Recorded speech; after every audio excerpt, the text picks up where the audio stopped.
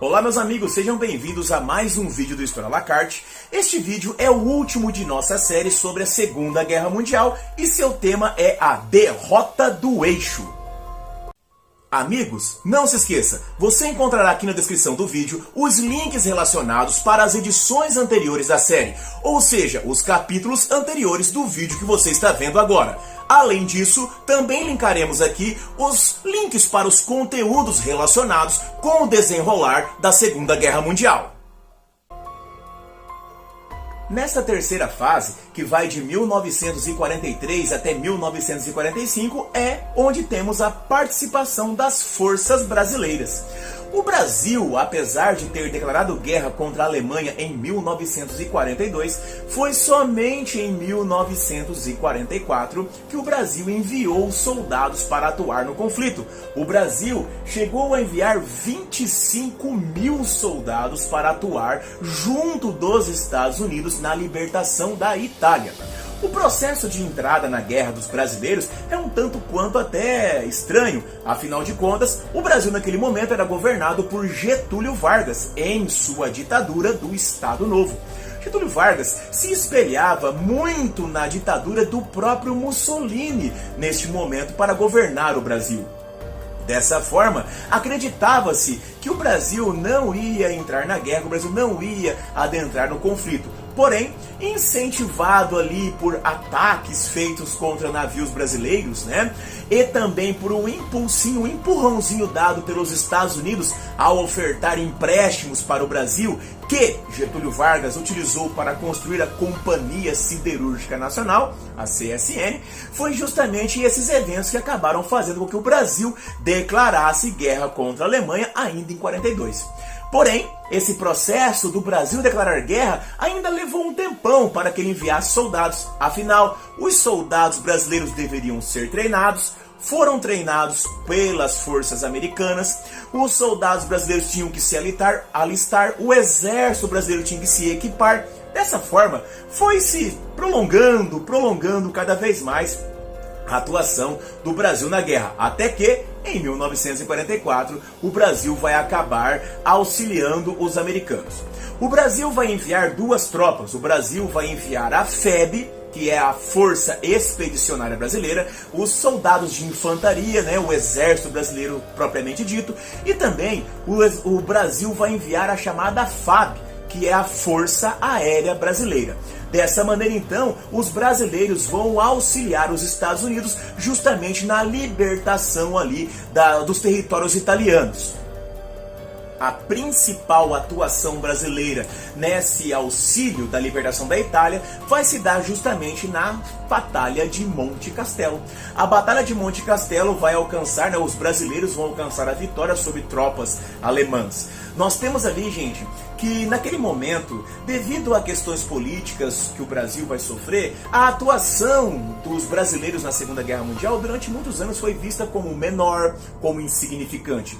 Não foi assim. O Brasil atuou de forma muito grandiosa e muito honrosa ao lado das forças americanas, sendo muitas vezes comemorada a ação do exército brasileiro, ela é comemorada e pelos próprios italianos que os brasileiros auxiliaram a libertação, diferente do que acontecia aqui no próprio Brasil. Mas agora, hoje em dia, nós temos certeza de que o Brasil agiu de forma muito importante nesse momento do teatro de guerra europeu.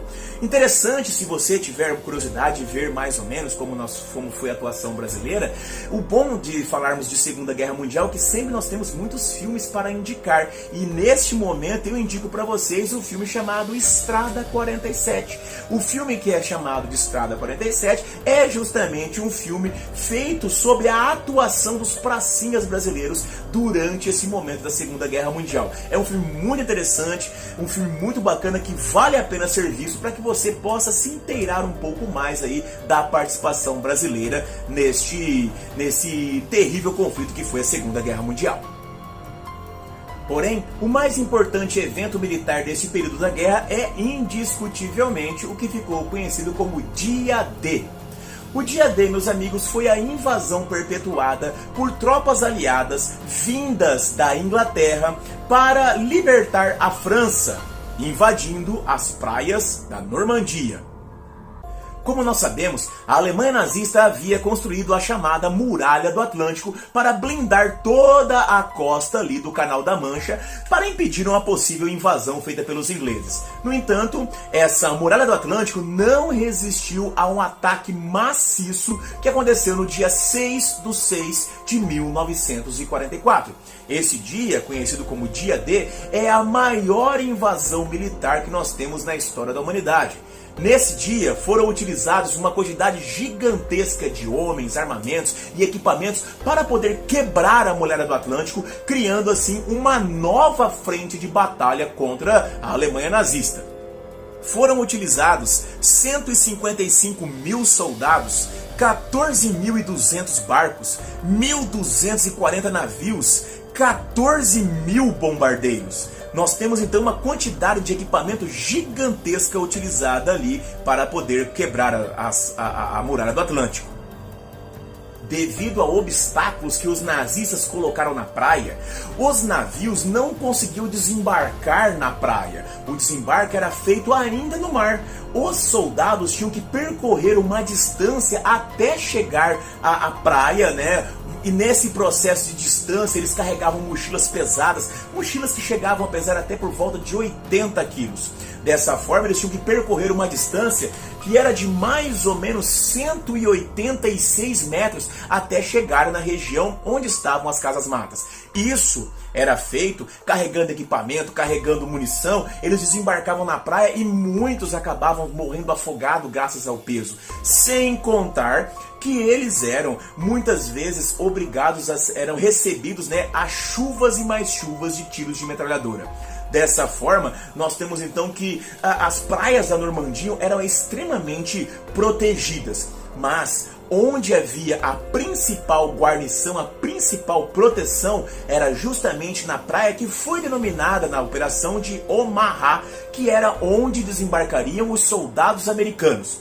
É justamente esse desembarque de soldados americanos na praia de Omaha que é demonstrado ali na cena de abertura do filme O Resgate do Soldado Ryan. Se você quiser descobrir mais ou menos como foi ali o desembarque nas praias da Normandia, assista os momentos iniciais justamente do filme O Resgate do Soldado Ryan. Eu vou deixar aqui no link da descrição, aqui na descrição do vídeo, um link para vocês poderem assistir esse pedaço aí do desembarque da Normandia. Bom, nesse momento então nós temos que ao longo do período, ao longo do tempo ali, nós vimos que os soldados americanos, os soldados aliados, vai ser enviada uma força militar tão grande, que em números vão exceder a capacidade nazista de destruí-los.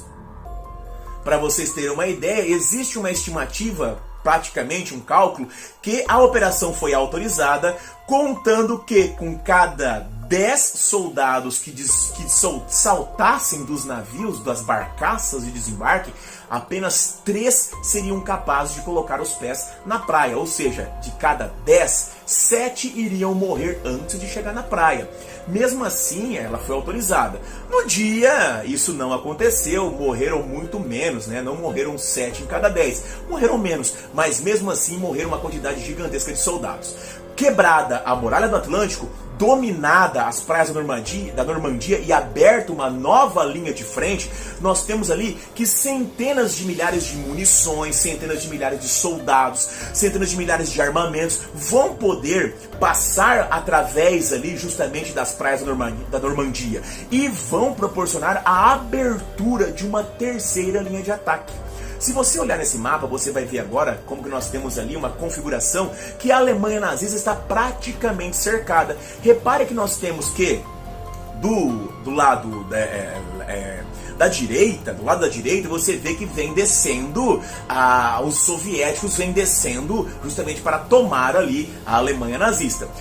Do lado da esquerda nós temos ali as praias da Normandia, onde vem também entrando ali ingleses, franceses e americanos. E da Itália também sobem, né, da Itália, ali do mar Mediterrâneo, da Itália, da Grécia, também sobem tropas que acabaram de dominar todo o norte da África, depois que nós vimos lá da Batalha de Alamein, e também está cercando ali justamente a Alemanha nazista. Perceba que nós não temos mais, os nazistas não têm mais condições reais de se manter no conflito. É dentro deste cenário que aquela República de Saló criada por Mussolini vai acabar caindo quando ele é derrotado na Guerra Civil Italiana. Ao ser derrotado por seus próprios compatriotas na Guerra Civil Italiana, Mussolini então será morto por esses próprios compatriotas no dia 28 de 4 de 1945.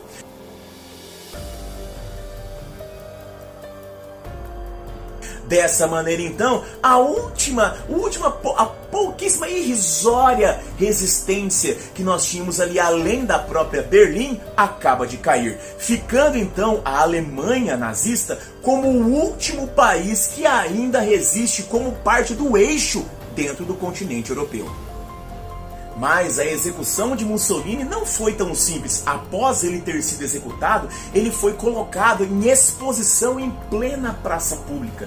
Ele, sua esposa e seus apoiadores mais próximos ficaram em exposição para que todos pudessem observar a ruína desse grande líder.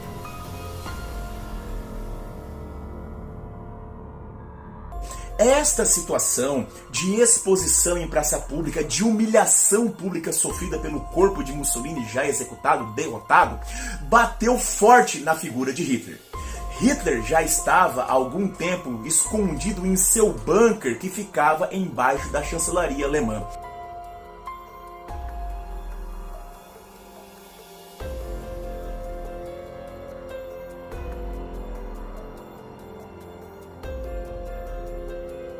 Ele já estava escondido porque os exércitos alemães nazistas não mais conseguiam impedir o avanço das tropas soviéticas, os avanços das tropas inglesas, americanas e francesas, ou seja, já estava realmente praticamente derrotado. E é nesse ponto que nós temos literalmente o final do conflito na Europa. No dia 30 de 4 de 1945, ou seja, apenas 2 dias depois de Mussolini ser executado, Hitler comete suicídio em seu bunker particular. Não apenas Hitler cometeu suicídio, ele se suicidou juntamente com sua recém-casada esposa, Eva Braun, e também o seu ministro da propaganda, o ministro Goebbels, se suicidou, ele e toda a família neste momento. Nesse ponto, meus amigos, nós vejam só, Hitler não apenas se suicidou de uma maneira simples, ele tomou o veneno e ainda deu um tiro na cabeça. E sobre o suicídio de Hitler, existem centenas de teorias da conspiração que dizem que Hitler não morreu, não se suicidou, que ele escapou.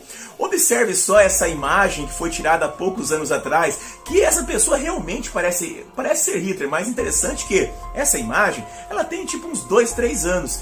Então Hitler, além de tudo, ainda era imortal.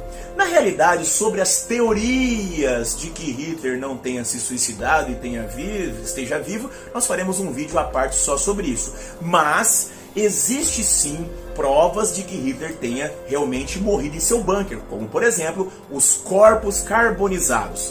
Carbonizados, sim, porque não contente em ter se suicidado, Hitler deixou ordens expressas para que seu corpo também fosse destruído, para que não acontecesse com ele o que aconteceu com o seu amigo Mussolini e ele não fosse humilhado em praça pública.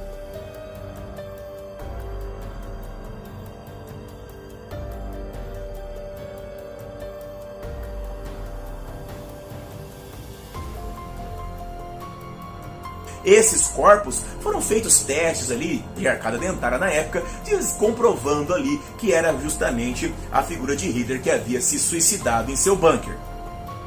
No entanto, mesmo tendo se suicidado, Hitler deixou ordens expressas para o seu Estado-Maior militar que a guerra continuasse até o último homem. No Portanto, nós temos ali que as forças armadas alemãs nazistas, com o melhor bom senso, acabaram entrando em diálogo, acabaram entrando em acordo com as forças aliadas. Dessa forma, no dia 7/5/1945, nós temos a rendição das forças nazistas na Europa.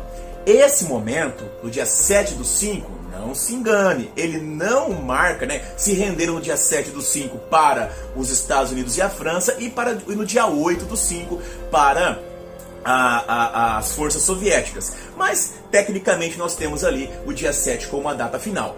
Mas, atenção, essa data não é a data do final da Segunda Guerra Mundial. Apenas é a data do final da guerra na Europa. Por que a data do final da guerra na Europa? Porque, como nós sabemos, a guerra tecnicamente acontecia em dois lugares, na Europa e no Oceano Pacífico. E a guerra no Pacífico ainda demoraria algum tempo para acabar, pois lá existia o Império Japonês para ser derrotado.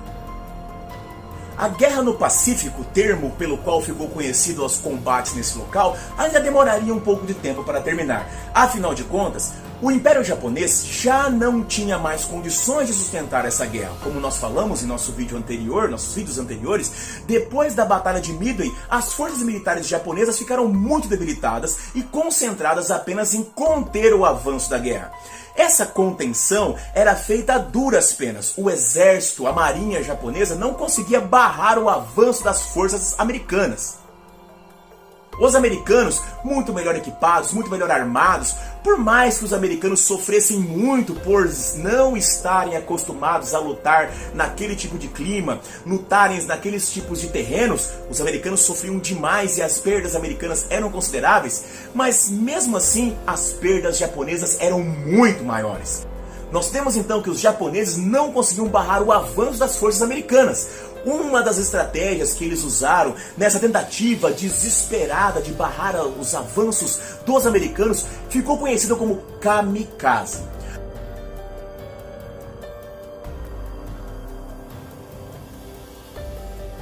Os kamikaze nada mais eram do que pilotos suicidas. Eles pegavam seus aviões, transformavam eles em verdadeiras bombas voadoras, enchiam seus aviões com todo tipo de armamento e explosivo que pudessem encontrar e carregar, e lançavam seus aviões sobre os navios americanos.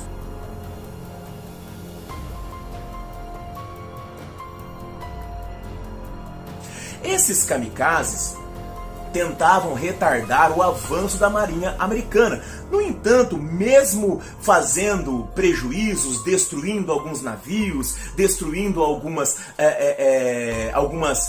encouraçados e afins, não chegavam realmente a fazer um grande prejuízo para os americanos a ponto de impedir o seu avanço.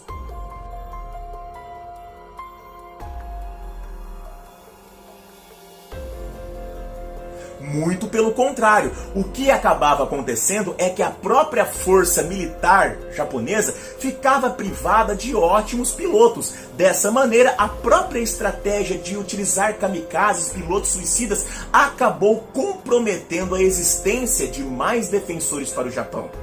Nesse ponto, nós temos de entender que a guerra já está se estendendo por muito tempo. E é nesse momento que os americanos decidem usar a arma definitiva para finalmente encerrar o conflito. Os americanos então decidem utilizar a bomba atômica. As armas atômicas foram jogadas sobre duas cidades japonesas. Foram lançadas no dia 6/8/1945 sobre a cidade de Hiroshima e no dia 9/8/1945 sobre a cidade de Nagasaki. A bomba, denominada de Little Boy, foi lançada sobre Hiroshima e a bomba chamada Fat Man, lançada sobre Nagasaki.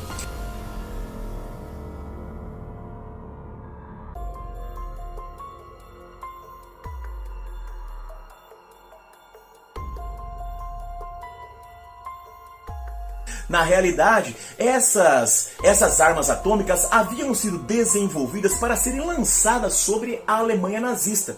O projeto Manhattan, que pesquisava a criação dessas armas nucleares nos Estados Unidos, ansiava criar essa bomba justamente para poder encerrar a guerra contra os nazistas. No entanto, os nazistas haviam se rendido antes do momento.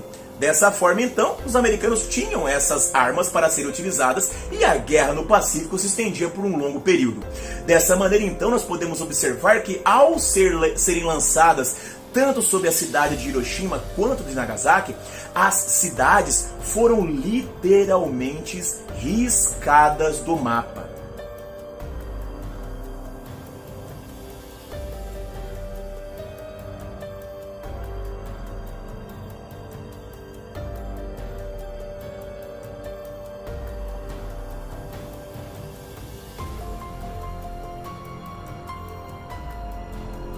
Essas duas cidades foram escolhidas como alvo devido à sua localização geográfica. A localização geográfica tanto de Hiroshima quanto de Nagasaki potencializariam a ação destrutiva das bombas atômicas, fazendo então a devastação alcançar uma situação muito maior. Um detalhe é que essas duas cidades não eram grandes pontos de estratégia militar. Elas realmente não eram assim fábricas de munições, fábricas de armamentos, grandes quartéis. Elas foram escolhidas muito mais justamente pelo fato de que elas potencializariam as destruições graças às suas qualidades, características geográficas. Um outro ponto também que nós temos que lidar é justamente o fato de que os Estados Unidos tinham essas armas. Neste ponto, algumas conferências de paz já haviam sido feitas entre ingleses, americanos, soviéticos, tentando desenhar como seria ali o futuro no pós-guerra. Afinal de contas, está mais do que claro que a vitória será dos aliados. E neste momento, é importante frisar que Stalin, governante da União Soviética, estava, digamos assim, fazendo exigências muito grandes sobre os territórios que ele iria dominar, o que ficaria com ele ou não. É necessário, então, mandar também um recado para os soviéticos da potência e da força militar que os americanos possuem. Então, meus amigos, era o momento ideal para que as bombas fossem lançadas. Perceba, não existe apenas uma necessidade prática de acabar com a guerra, mas também uma necessidade estratégica de mostrar para os soviéticos o tamanho do poder militar que agora somente os americanos possuem. A estratégia americana deu certo. Afinal de contas, depois de ter duas cidades completamente vaporizadas, os japoneses acabaram se rendendo. No dia 2 de 9 de 1945 é assinada a rendição do Império Japonês no USS Missouri. Atenção pelo seguinte, porque apesar de que os japoneses tenham se rendido, o imperador japonês tenha se rendido, é importante dizer que grande parte das forças armadas japonesas, grande parte do Estado-Maior japonês não aceitou a derrota, a rendição, e preferiu sair da batalha, sair da guerra com honra, realizando uma cerimônia ritual da tradição japonesa, que é o seppuku, ou também chamado harakiri, onde o indivíduo prefere se suicidar, prefere se matar do que aceitar a derrota. Eu estou dizendo isso só para vocês verem o porquê de que os japoneses estavam realmente resistindo. Cara, os caras jogaram uma bomba atômica em cima dos caras e os caras não se renderam. Foi necessário jogar duas bombas para eles se renderem. É nesse ponto que você vê justamente a determinação do povo japonês. É justamente no dia 2 de 9 de 1945 que é visto como o final de toda a Segunda Guerra Mundial. Nós já vimos que a Alemanha havia se rendido poucos meses antes, finalizando a guerra na Europa. Agora, com a rendição japonesa, nós temos a finalização da guerra também no Pacífico, encerrando todo o processo da Segunda Guerra Mundial. Finalizando os nossos estudos acerca de Segunda Guerra Mundial, nós temos que comentar também a respeito das chamadas conferências de paz. Os grandes vencedores, os grandes promotores da vitória aliada na Segunda Guerra Mundial, quando já estava desenhado inegavelmente a vitória dos aliados, começaram a se reunir, começaram a buscar então maneiras de reorganizar o futuro mundo pós-guerra. Dessa forma, várias conferências de paz foram realizadas. Nós temos, por exemplo, em 1943, que será realizada a Conferência do Cairo, onde será debatida a realização e a configuração do mapa da Ásia após a guerra derrotando o Japão. Em 1943 também será realizada a Conferência de Teherã, onde nós teremos as discussões sobre a estratégia do dia D e também como será feita as relações com a Alemanha após a sua derrota. Será que a Alemanha será dividida? Como a Alemanha vai se comportar? Como que nós, que somos os vencedores, vamos agir perante a Alemanha? Em 1945, será realizada a Conferência de Yalta, onde será decretada a divisão da Coreia e será acertada a divisão da Alemanha em 4 protetorados, onde nós teremos uma parte da Alemanha que será governada pelos ingleses, uma parte será governada pelos americanos, outra parte será governada pelos franceses e outra parte será governada pelos soviéticos. Em 1945, nós temos a última conferência, que é a Conferência de Potsdam, que vai definitivamente efetivar a divisão da Alemanha e também irá criar os chamados Tribunais de Nuremberg. Os Tribunais de Nuremberg são justamente tribunais que vão julgar os crimes de guerra cometidos principalmente por japoneses e por nazistas.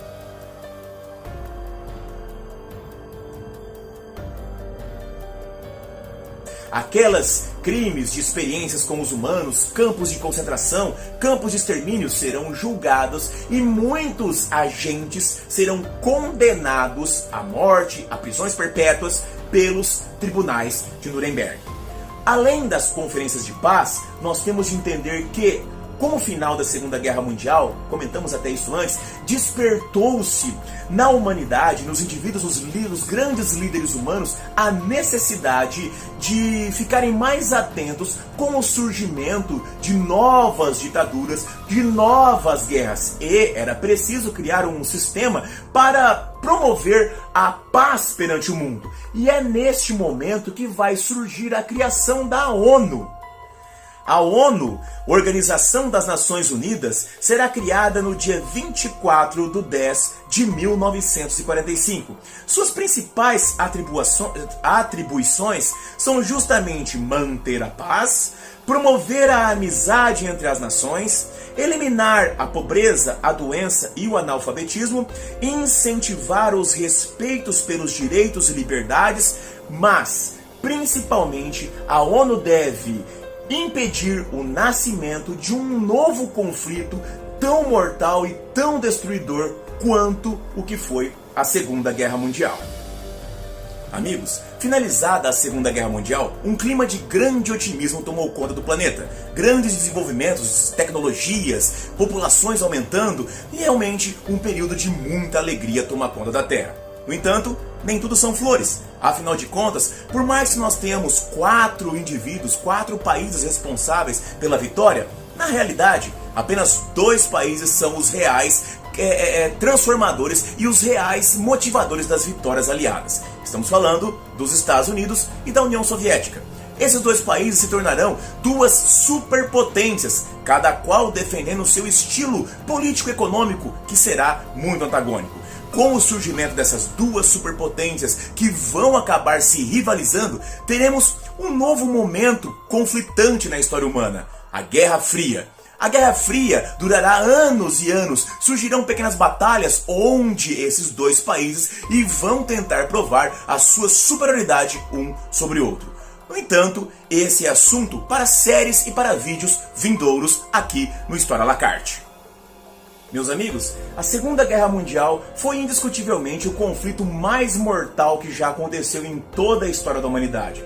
Morreram entre 70 a 80 85 milhões de pessoas em seus combates, totalizando mais ou menos 3% de toda a população mundial. A Segunda Guerra Mundial também deixou evidente a capacidade de destruição e de desrespeito que a vida humana tinha para determinados grupos. E é justamente neste ponto que nós não podemos jamais esquecer esse conflito. Temos de aprender a não mais repetirmos essas situações e lembrarmos que toda a vida humana é preciosa e toda a vida merece ser respeitada. Meus amigos, finalizamos aqui então nossa série de vídeos sobre a Segunda Guerra Mundial. Se esse vídeo te ajudou, se esse vídeo trouxe informações importantes para você, não se esqueça, assine o canal, ative o sininho e ajude o História à la Carte a se tornar um canal que pode ajudar não apenas você, mas muito mais pessoas por aí. Um grande abraço, meus amigos, vida longa e próspera e até a próxima. Tchau, tchau!